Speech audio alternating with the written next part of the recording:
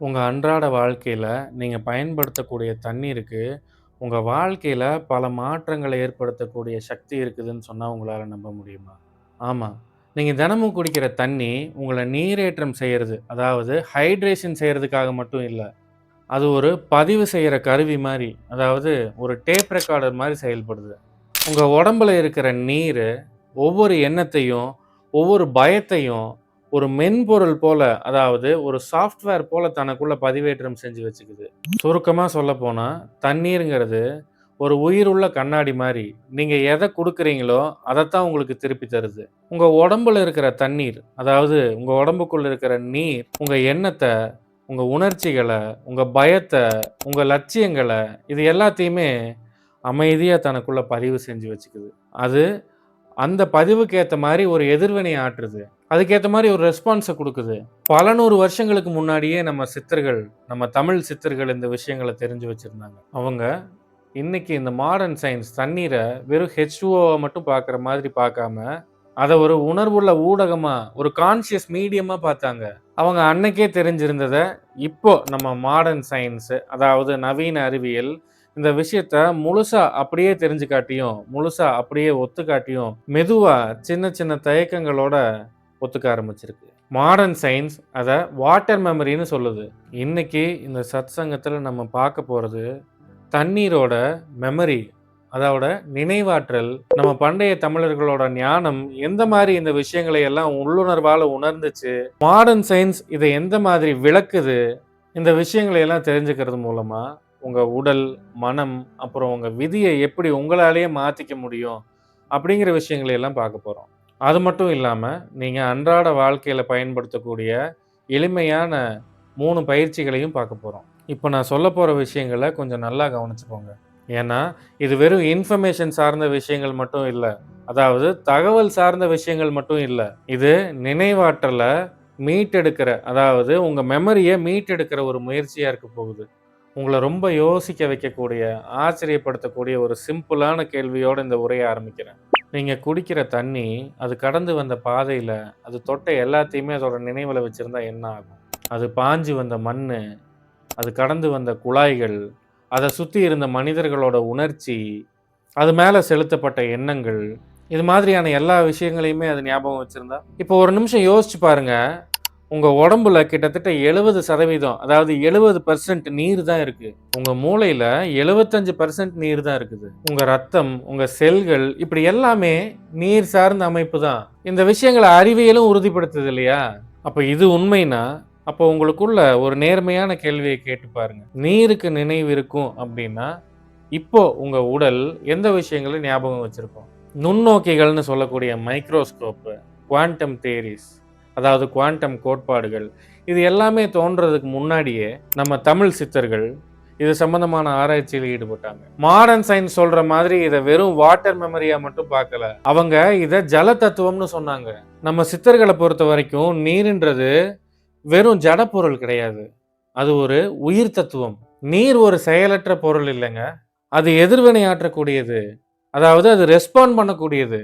நம்ம நாட்டோட மரபுல ஒரு ஆத்த வழிபடுறதுக்கு உண்டான காரணமும் இதுதான். புனித நீர்நிலைகளுக்கு பக்கத்துல இருக்கும்போது அமைதி காக்கிறதுக்கும், அது கிட்ட இருந்து பல சடங்குகள செய்யறதுக்குமான காரணமும் இதுதான். நம்ம கலாச்சாரத்துல தண்ணிய குடிக்கிறதுக்கு முன்னாடி அத சக்திப்படுத்தி, அதாவது எனர்ஜைஸ் பண்ணி குடிக்கிற பழக்கம் இருக்கு. அதனால தான் கோவில்கள்ல குடுக்கிற தீர்த்தங்கள ஒரு குறியீடாவும், ஒரு பக்தியா மட்டும் பார்க்காம, அத ஒரு உயிரியல் சார்ந்த, ஆற்றல் சார்ந்த மருந்தா, அதாவது பயாலஜிக்கல் அண்ட் எனர்ஜெட்டிக் மெடிசினா பார்த்தாங்க.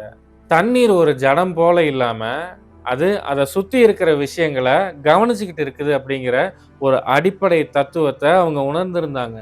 இந்த விஷயங்களை எல்லாம் மூட நம்பிக்கைகளா நெனச்சு, இந்த நவீன அறிவியல் பல நூற்றாண்டுகளா இதையெல்லாம் ஒதுக்கி வச்சிருந்துச்சு. ஆனா ஒரு ஜப்பானிய ஆராய்ச்சியாளர் மெசாரு எமாட்டோ செஞ்ச சோதனை அறிவியல் உலகத்தையே புரட்டி போட்டுச்சு. அவரு தண்ணீர சில சொற்கள், எண்ணங்கள், இசை, பிரார்த்தனை இது மாரியான பல விஷயங்களுக்கு உட்படுத்தினாரு. இத செஞ்சதுக்கு அப்புறம் அந்த தண்ணிய உறைய வச்சு, அதோட படிக அமைப்ப, அதாவது கிறிஸ்டலைன் ஸ்ட்ரக்சர்ஸ ஒரு நுண்ணோக்கின்னு சொல்லக்கூடிய மைக்ரோஸ்கோப் மூலியமா பார்த்தாரு. நான் முன்னாடி சொன்ன மாரி நன்றி உணர்வு, அன்பு, பக்தி, பிரார்த்தனை, இசை இது மாதிரியான நல்ல விஷயங்களுக்கெல்லாம் உட்படுத்தப்பட்ட தண்ணீர் ஒரு சீரான, அழகான படிக வடிவங்கள உருவாக்குச்சு. அதாவது கிறிஸ்டலைன் ஸ்ட்ரக்சர்ஸ உருவாக்கி இருந்துச்சு. வெறுப்பு, கோவம், குழப்பம் இது மாரியான விஷயங்களுக்கு உட்படுத்தப்பட்ட தண்ணி, ஒரு மாரியான சிதைஞ்ச, உடைஞ்சு போன மாதிரியான ஒரு கோரமான வடிவங்கள உருவாக்கி இருந்துச்சு. இந்த விஷயத்த அன்னைக்கு பல விமர்சகர்கள் எதிர்த்தாங்க. இருந்தாலும் வேதியியல் ரீதியா, அதாவது கெமிஸ்ட்ரி ரீதியா அவங்களால இதையெல்லாம் ஒத்துக்க முடியாட்டியும், இன்ஃபர்மேஷன் சார்ந்து, அதாவது தகவல் ரீதியா ஒரு சில விஷயத்த புறக்கணிக்கவும் முடியல.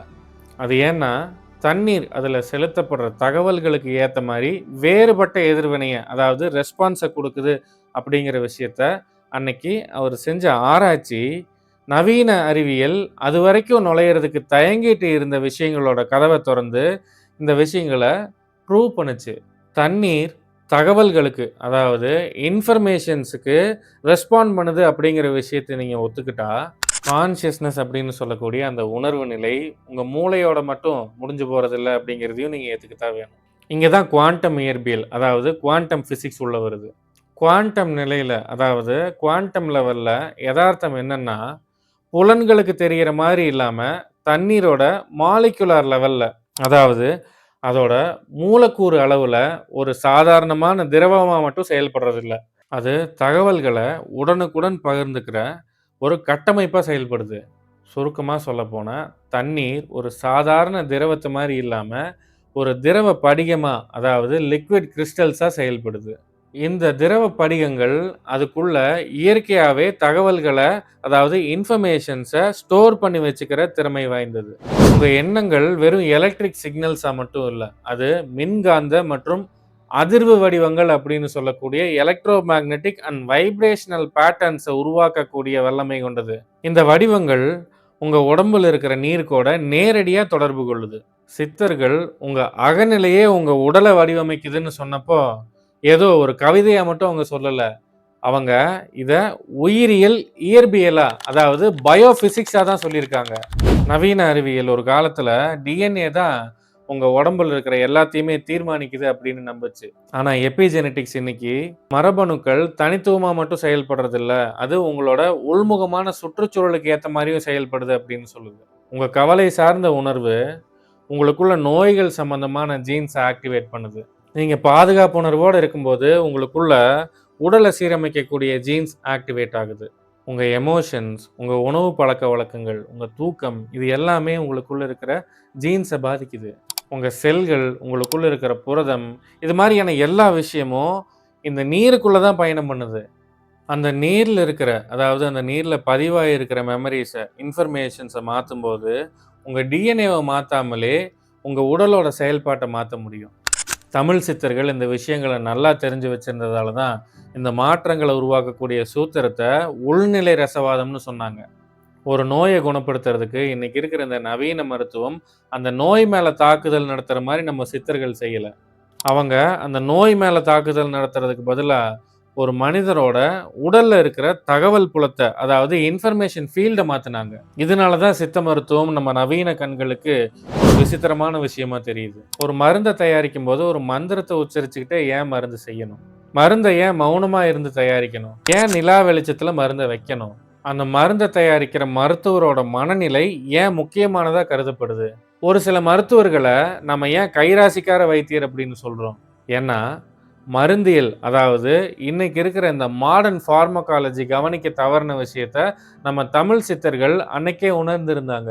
மருந்துங்கிறது வெறும் வேதிப்பொருளா மட்டும் இல்லாம, அதாவது வெறும் கெமிக்கலா மட்டும் இல்ல அப்படிங்கிறத உணர்ந்திருந்தாங்க. மருந்துகள் ஒரு சீரமைக்கப்பட்ட ஆற்றல, அதுக்குள்ள ஒரு வைப்ரேஷன, ஒரு எனர்ஜிய உள்ளடக்கி வச்சிருக்கு. உடல்ல இருக்கிற நீர் சீரா இருக்கும்போது, உங்க உடல் ஆரோக்கியத்த நோக்கி தானாவே ஒழுங்கமைக்கப்படுது. அதே அந்த நீர் குழம்பி இருக்கும்போது, உடல்ல நோய்கள் வெளிப்படுது. இதனால தான் தண்ணீர ஒரு உயிரியல் கடத்தியா, அதாவது பயாலஜிக்கல் மெசஞ்சரா பார்த்தாங்க. நீங்க அனுபவிக்கிற ஒரு ஒரு உணர்ச்சியும் ஒரு பயோபிசிக்கல், அதாவது உயிர் வேதியியல் மாற்றத்த உருவாக்குது. உங்க பயம் உங்களுக்குள்ள ஒரு சிதைவ உருவாக்குது. நன்றி உணர்வு ஒரு நேர்த்தியான ஒழுங்க உருவாக்குது. நீர் மீண்டும் மீண்டும் அத சுத்தி நடக்கிற விஷயங்கள அதோட நினைவுல வச்சுக்குது. சித்தர்கள் உங்க பழக்கமே உங்க விதி ஆகுதுன்னு சொன்னாங்க. உங்க உடல் நீங்க அடிக்கடி வெளிப்படுத்திக்கிற உங்க உணர்ச்சிகளுக்கு பழக்கமாயிக்குது. இப்போ தண்ணீர் இன்ஃபர்மேஷன்ஸுக்கு அதாவது தகவல்களுக்கு ரெஸ்பாண்ட் பண்ணுது அப்படின்னு சொன்னா, உங்களால அந்த தண்ணீர் கூட கம்யூனிகேட் பண்ண முடியும் இல்லையா? அதோட தொடர்பு கொள்ள முடியும் இல்லையா? இது ஏதோ ஒரு மாயாஜால வித்தையோ, ஒரு மூட நம்பிக்கையோ இல்ல. இது ஒரு உயிரியல் ரீதியான அதாவது பயாலஜிக்கல் ரீதியான உண்மை. இங்க தான் நம்ம ஒரு மாபெரும் உண்மைய தெரிஞ்சுக்க போறோம். நாம தேடுற ஆரோக்கியம், அமைதி, புண்ணியம் இது எல்லாம் எங்க இருக்கு? இதுக்கெல்லாம் சித்தர் திருமூலர் அவரோட திருமந்திரம் மூலமா பதில் கொடுத்திருக்காரு. உள்ளத்தின் உள்ளே உள்ள பல தீர்த்தங்கள் மெல்லக் குடைந்து நின்று ஆடார் வினைகெட பள்ளமும் மேடும் பறந்து திரிவரே கள்ள மனமுடை கல்வியிலாரே. உள்ளத்தின் உள்ளே உள்ள பல தீர்த்தங்கள். இந்த வரியின் மூலியமா திருமூலர் உள்ளத்துல பல தீர்த்தங்கள் இருக்குதுன்னு சொல்றாரு. அதாவது உங்களுக்குள்ளேயே பல தீர்த்தங்கள் இருக்குதுன்னு சொல்றாரு. அது என்ன தீர்த்தம், அது எங்க இருக்குது அப்படின்னு நீங்க தெரிஞ்சுக்கணும்னா முதல்ல உங்க உள்ளம் எங்க இருக்குதுன்னு தெரிஞ்சுக்கணும். உள்ளம்ங்கிறது உங்க இதயத்துல மட்டும் இல்ல, அது உங்க அண்ணாக்குக்கு மேல உச்சிக்கு கீழே இருக்கிற பகுதியில இருக்கு. இதைய கொங்கணர் சித்தர் உச்சிக்கு கீழே உண்ணாக்குக்கு மேலே நித்தம் வச்ச விளக்கு எரியுதடி வாழை பெண்ணே அப்படின்னு சொல்லுவாரு. அங்கதான் உங்க உணர்வு நிலையோட ஊற்று அப்படின்ற அந்த தீர்த்தம்னு சொல்லக்கூடிய அமிர்தம் சுரக்கக்கூடிய இடம் இருக்கு. முறையான பயிற்சிகள் மூலியமா உங்க கவனத்தையும் பிராண சக்தியையும் அந்த இடத்துக்கு செலுத்தும் போது அங்கிருந்து சுரக்கிற அந்த அமிர்தம் உங்க உடல்ல இருக்கிற ஒவ்வொரு நீரோட மூலக்கூறையும் அதாவது மாலிக்யூல்ஸையும் சுத்தப்படுத்துது. அதாவது உங்க வாட்டர் மெமரின்னு சொல்லக்கூடிய உங்க உடல்ல இருக்கிற நீர்ல பதிவாக இருக்கிற விஷயங்களை சுத்தம் பண்ணுது. பழைய கசடுகளை கர்ம வினைய கழுவி துடைக்குது. இந்த உள்நிலை ரசவாதத்தை செய்யக்கூடிய அந்த ரகசியங்களை தேடாம வெளியுலகில் பள்ளங்கள்ல மேடுகள்ல மலைகள்ல இருக்கிற நீரையும் ஊற்றையும் தேடிக்கிட்டு பல புத்தகங்களையும் படிச்சுக்கிட்டு இருந்தாலும் அவங்க மெய்யறிவு அப்படின்னு சொல்லக்கூடிய அந்த ஞானத்தை பெறாதவங்க, அந்த ஞானத்தை அடைய முடியாதவங்க அப்படின்னு திருமூலர் சொல்றாரு.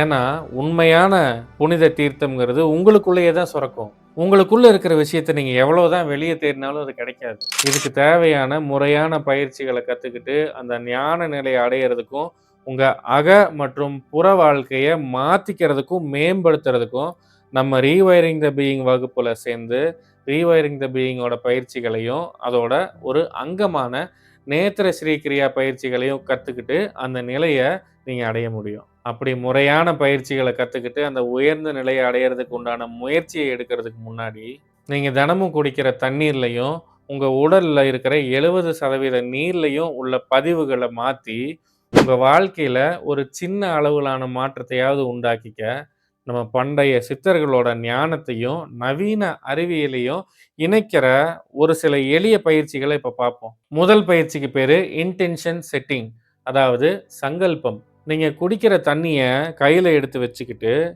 உங்க இதய பகுதிக்கு உங்க கவனத்தை கொண்டு வாங்க. ஏதாவது ஒரு எளிமையான வாக்கியத்தை உங்க மனசுக்குள்ள சொல்லுங்க. உதாரணத்துக்கு, இந்த நீர் என் உடல்ல தெளிவையும் சமநிலையும் தருகிறது. இது மாதிரியான வாக்கியங்களை உங்க மனசுக்குள்ள சொல்லணும். அப்படி ஒரு தடவை சொல்லிட்டு ஒரு 20 செகண்டுக்கு அந்த விஷயத்து மேல கவனத்தை செலுத்தும் போது ஒரு எலக்ட்ரோ மேக்னெட்டிக் கோஹரன்ஸ் உண்டாகுது. அதாவது ஒரு மின்காந்த ஒத்திசைவு ஏற்படுது. அதுக்கப்புறம் அந்த தண்ணியை நீங்க குடிக்கும்போது அது உங்க உடல்ல இருக்கிற அந்த நீரோட தன்மையும் மாத்துறதுக்கு உதவும். ரெண்டாவது பயிற்சி சவுண்ட் ஸ்ட்ரக்சரிங், அதாவது ஒலி வடிவமைப்பு. எல்லா சப்தங்களும் அதிர்வா இருக்கு, அதாவது ஒரு வைப்ரேஷனா இருக்கு. அதிர்வுகள் தான் பருப்பொருளை ஒருங்கிணைக்குது.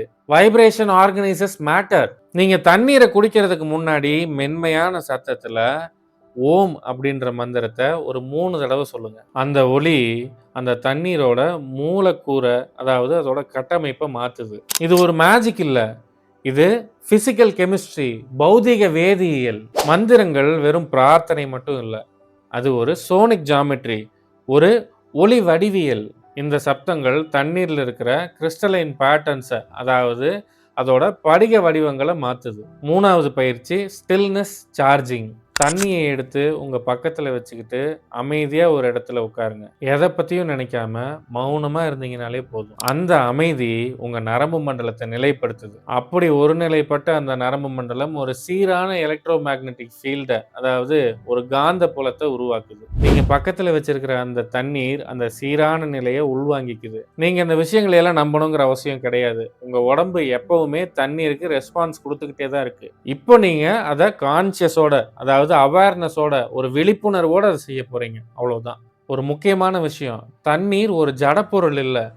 அந்த தண்ணீருக்கும், உங்களுக்கும் ஒரு மிகப்பெரிய உறவு இருக்கு. நவீன உலகம் தண்ணிய ஒரு உயிரில்லாத பொருளா பாக்குது. ஆனா, நம்ம பண்டைய கலாச்சாரம் தண்ணீர ஒரு உயிருள்ள அறிவா பாத்தது. நீங்க குடிக்கிற ஒரு முடக்கு தண்ணியும், ஒண்ணு உங்க உடல்ல குழப்பத்த அதிகரிக்குது, இல்லாட்டி உங்க உடலோட ஆரோக்கியத்த அதிகப்படுத்துது. அத மீட்டெடுக்குது. கேள்வி இதுதான். தண்ணீருக்கு நினைவாற்றல் இருக்குதா? இல்லையா? அப்படிங்கிறது கிடையாது. ஒவ்வொரு நாளும் நீங்க குடிக்கிற தண்ணிக்கும் சரி, உங்க உடல்ல இருக்கிற அந்த நீருக்கும் சரி, நீங்க எத கத்துக் குடுக்குறீங்க அப்படிங்கிறது தான். ஏன்னா, உங்க உடல் உங்கள கவனிச்சுக்கிட்டு இருக்கு. அதிலிருந்து தான் உங்க எதிர்காலமும் தீர்மானிக்கப்படுது. நம்ம சித்தர்கள் ஏதோ ஒரு கண்மூடித்தனமான நம்பிக்கையில தண்ணிய வழிபடல. அவங்க அதோட அறிவ உணர்ந்திருந்தாங்க. இன்னைக்கு இந்த மாடர்ன் சயின்ஸ் நம்ம சித்தர்கள் சொன்ன எல்லா விஷயங்களுமே சரி அப்படின்னு இன்னும் கண்டுபிடிக்கல. இன்னமும் அது அவங்கள பின்தொடர்ந்து தான் போய்க்கிட்டு இருக்கு. அவங்க சொன்ன விஷயங்கள ஆராய்ச்சி பண்ணிட்டு தான் இருக்கு.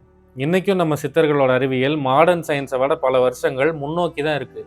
இன்னைக்கு இந்த சத்சங்கத்தில் நீங்க கத்துக்கிட்ட எல்லா விஷயத்தையும் வச்சு உங்க வாழ்க்கையில ஒரு விழிப்புணர்வோட இருந்து, ஒரு அமைதியோட இருந்து, ஒரு சங்கல்பத்தோட இருந்து உங்க வாழ்க்கைய மேம்படுத்திக்கங்க. இந்த விஷயங்களை எல்லாம் நீங்க உணர்ந்துட்டீங்கன்னா, இனி எப்பவுமே நீங்க குடிக்கிற தண்ணீய பழைய மாரி குடிக்க மாட்டீங்க. உங்கள் உள்ளங்களில் அமைதியும், சுற்றங்களில் நல்லிணக்கமும் உண்டாகட்டும். ஓம் நம சிவாய. Thanks for watching. Like, share and subscribe for more insights.